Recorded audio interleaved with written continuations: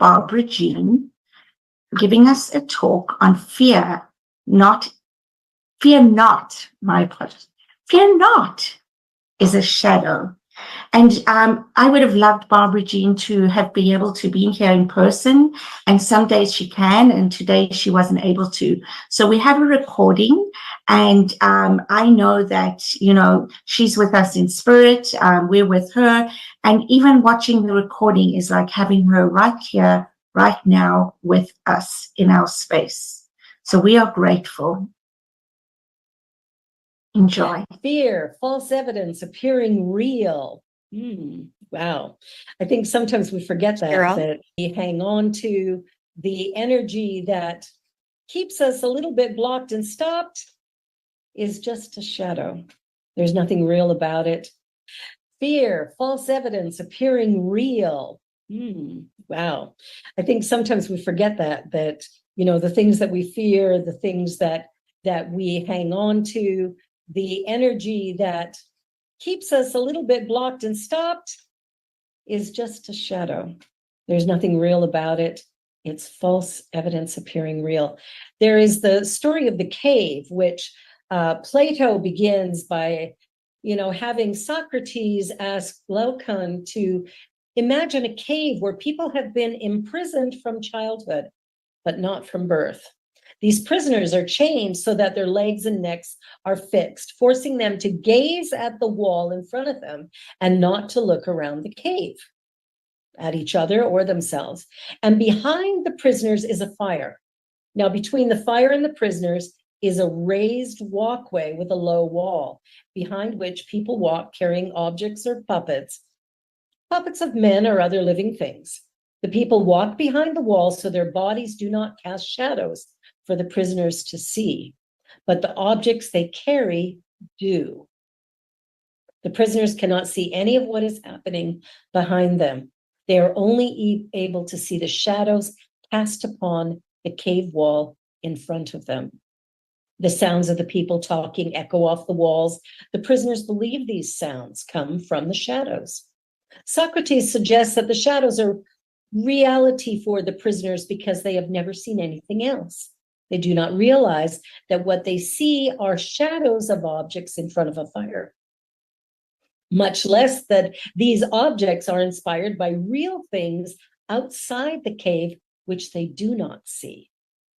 Socrates then supposes that the prisoners are released. A freed prisoner would look around and see the fire. The light would hurt his eyes and make it difficult for him to see the objects casting the shadows. If he were told that what he is seeing is real, instead of the other version of reality he sees on the wall, he would not believe it. In his pain, Socrates continues, the freed prisoner would turn away and run back to what he is accustomed to. What he is accustomed to. We look at the world around us and we believe that everything that we see is real, that it's what has power, it is what has meaning. But what if everything we see around us is merely the shadow of a previously held idea? That it's already been formed, and that in order to form something new, we must look in a new direction. As we go within, as we look within ourselves, we begin to see a pathway forward that is very different than maybe what we've been seeing projected in front of us. Socrates goes on to say, suppose that someone should drag him by force up the rough ascent, the steep way up, and never stop until he dragged him out into the light of the sun. The prisoner would be angry and in pain, and this would only worsen when the radiant light of the sun overwhelms him and blinds him. Slowly, his eyes adjust to the sun. First, he can see only shadows. Gradually, he can see the reflections of people and things in water, and then later see the people and things themselves. Eventually, he's able to look at the stars and the moon at night until finally he can look upon the sun itself. Only after he can look straight at the sun is he able to reason about it and what it is.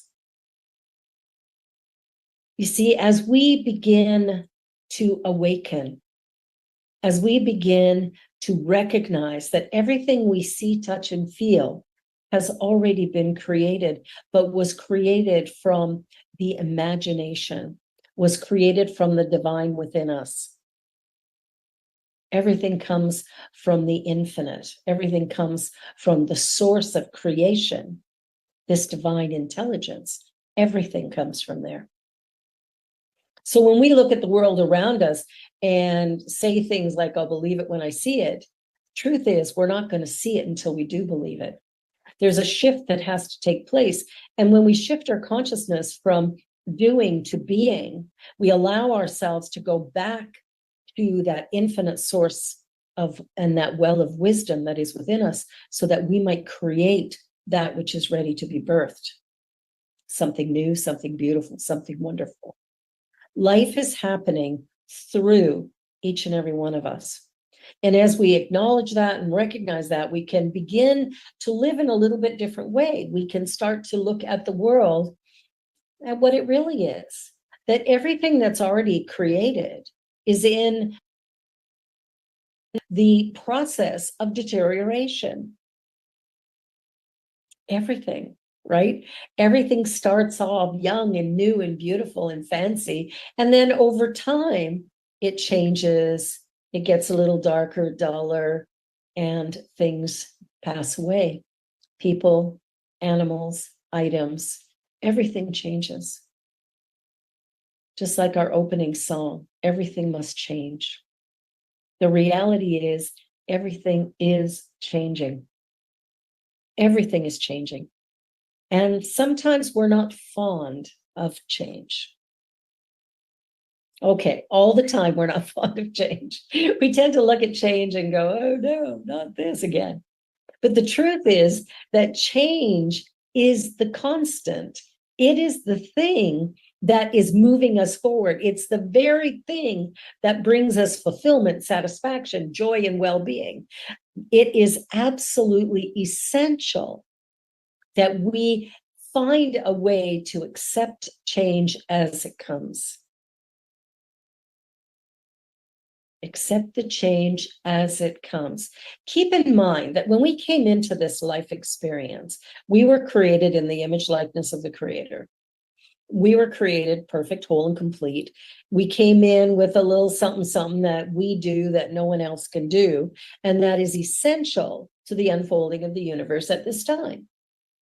So who you are and the gift that you bring, it's not optional, it's essential. We need it.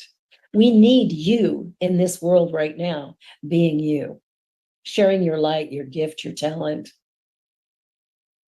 Because you bring something, a little something, something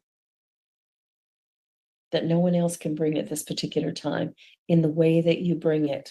And we need it. We need it. We need you. Realizing that each one of us is enough, realizing that each one of us is created, unique, and special, that can sometimes go against what we've been taught or what we've been told from the time we were little tiny babies coming into the world. And maybe our parents decided that, you know, they wanted us to be a doctor or a lawyer or a historian or, you know, a realtor or whatever. But the truth is, we're called to something different. We're called to be a singer or a pianist or a music producer, or we're called to be a minister, an architect. Or maybe we're just choose to be a mother and a grandmother, a father. Listening to the calling of our own heart, our own path, is what's important on this life journey. When we come to recognize that we are part of something much bigger, that there is in fact only one thing going on, which we can call God or spirit or universe, first cause, we can call it late for dinner. Oh no, don't do that. We can call it whatever we want. The fact of the matter is, whatever name we use cannot describe it.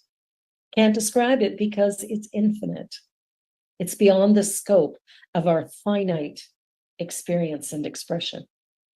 So as we move into this day, and as we move into this week, as we move into living life more authentically and more open than we have in the past, getting comfortable with change is really an important part. The other thing that's important is to really shine the light that each one of us has inside of us. We have to let go of what was, the good, the bad, and the ugly, let go of it all, and stand in this moment as brand new. Stand in this moment as if this is the only moment that has ever existed for you. That nothing else has ever happened that mattered, that what matters is now. And what matters now is that I go within and I listen to that divine spark within me. And I allow it to move. I allow it to grow, to get loud. I allow it life. You know that song we used to sing years ago when we were little kids? Or maybe we still sing it in church sometimes. This little light of mine, I'm gonna let it shine. This little light of mine, I'm gonna let it shine. This little light of mine, I'm gonna let it shine. Let it shine, let it shine, let it shine. There is within you, within each one of us, there is a spark, a divine spark. And that's that light that we all have. And when we stop looking at the shadows, when we stop fearing what might happen someday, somewhere down the line, when we start living from that divine essence within, we start to flourish. Life becomes easier, more peaceful. We are relaxed and more centered, available to spirit, available to really expand and grow. It's time to go inward, to take time every day in silence and in doing spiritual mind treatment, to take time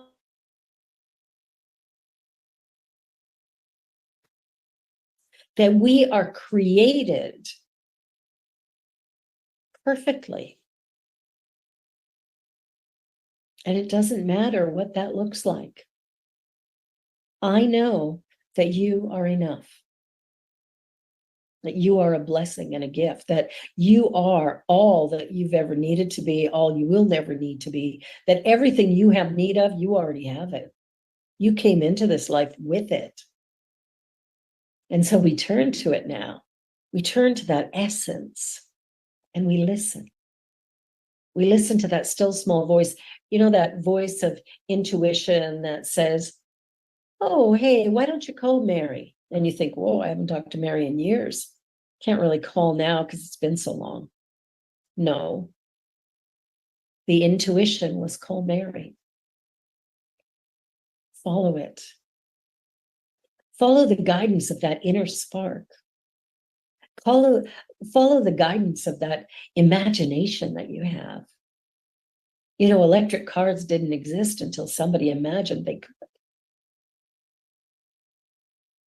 Skyscrapers, giant condominiums never existed until somebody said, hey, we could build up instead of out. We could house more people that way. The idea of a chair. Where did chair come from? Well, somebody got to an age where they didn't like sitting on the ground or on a stone, so they made a chair. Imagination moves us forward. Imagination is the creative faculty that allows us to create from the invisible that which will become visible. You see, the journey that we're on is not by accident, but it is absolutely by divine appointment. Every one of us came here with something specific to do. And whatever it was of value. Whatever it is of value. So regardless of how long our lifespan is, regardless of how many people we come to meet or who we touch with our own unique gift, the reality is that each one of us came into this life to bring something. And whether we bring it to one person or 1 billion people is irrelevant. What's required is that we bring it, that we bring our light in our way to a world that is calling for love. Whenever I see any form of disconnection, I see it as a call to love. So if we were to love rather than fear, we were to allow ourselves to be fully present in life as who we authentically are, without worrying about who likes us or who doesn't, who approves of our choices or who doesn't, but rather we allow ourselves to listen to the still small voice of the divine within and follow the prompts that we get. What happens is life gets easy. It gets easy, it gets beautiful. It is absolutely remarkable what occurs. So I invite you to explore your life experience.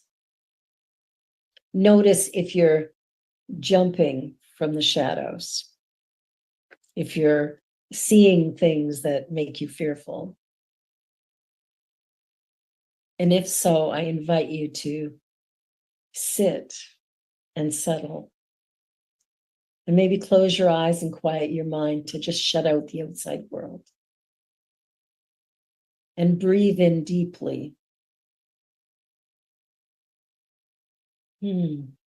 As you acknowledge that there is just one power in the universe, one infinite intelligence, and it's present right here, right now, being you. Yes, it is right here, right now, being you. There is nothing to fear except fear itself. Let us go into a meditation, and I want to invite you to just close your eyes if you're comfortable. Place your feet flat on the floor. Relax your body. And take a deep breath in.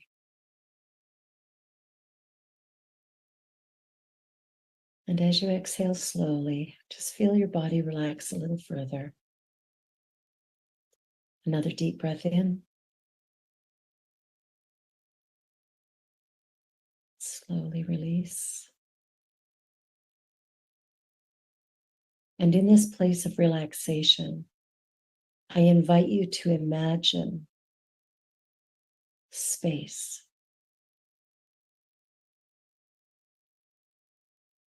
Empty space.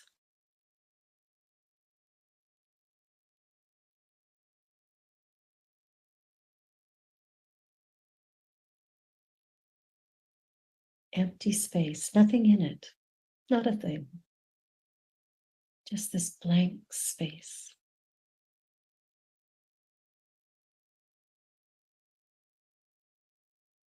And as you relax into that nothingness,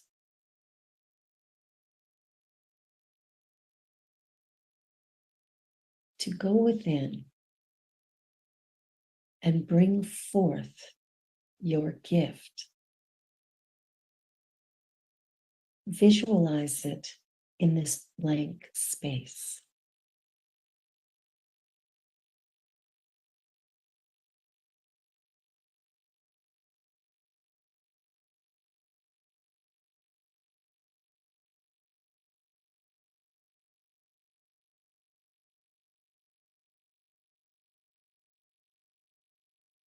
Visualize every detail. Sights, sounds, smells. Bring it to life.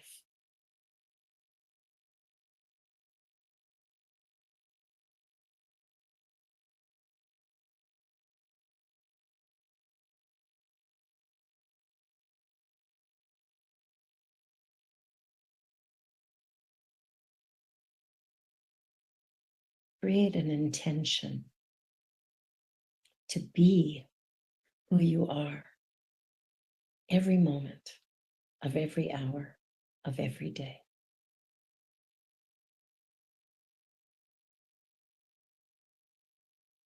I am who I am.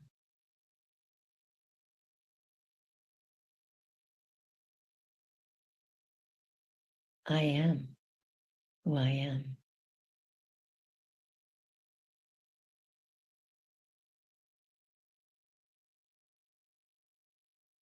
I am the divine presence of the Eternal One.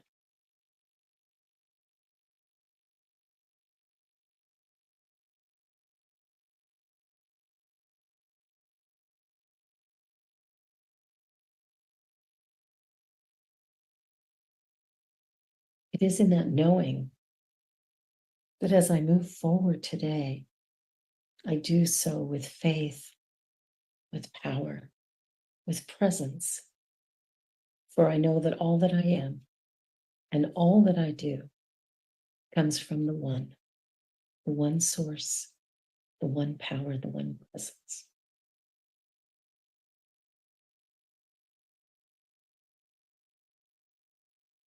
And taking a deep breath in. And as you exhale, just allowing yourself to come more aware of this moment.